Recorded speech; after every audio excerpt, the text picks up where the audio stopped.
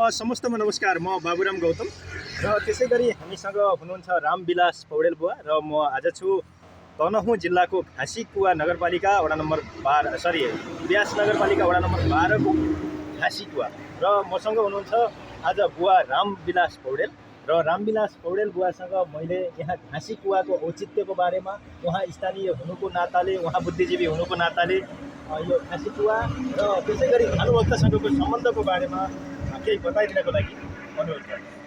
यहाँ पहिला सुरुमा अब घाँसी र भानुकै उसबाट अब यहाँ भानुभक्तले कुवा खनाएर कुवा खनाएको देखेर घाँसीले घाँस बेचेर पैसा जम्मा गरेर कुवा खनेको भन्ने कुरो पहिला भानुभक्तलाई नै उहाँले हजुर अवगत गराएर हजुर अनि भानुभक्तले नै उहाँको एउटा कविता बनाउनु भयो। हो भर जन्म घाँसी किरम नदी धन कमायो नामकै रहोस् पछि भनेर कुवा खनायो घाँसी दरिन्द्र घरको तर बुद्धि कस्तो ममान भक्त धनी भई कनाज यस्तो भानुभक्तले त्यस्तो त्यस्तो सिलक अझै म थप्छु है त। थप्नुहोस्।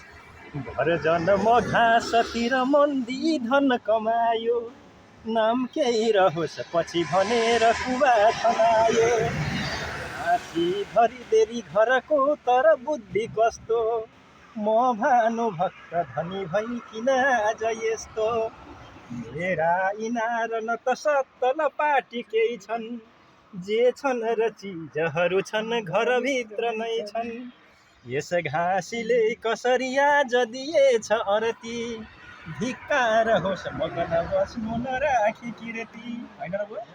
ल धेरै धेरै धन्यवाद छ बुवा रामविलास पौडेलज्यूलाई र क्यामेरामा साथ दिने हाम्रो पन्थ सरलाई पनि म धेरै धेरै धन्यवाद दिन चाहन्छु र घाँसीकुवाको अब जोगेर्ना गर्नुपर्छ।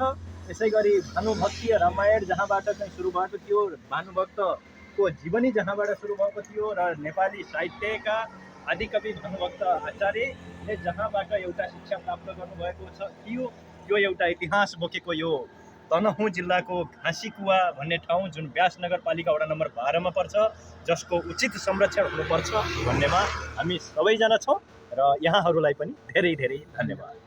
नमस्कार।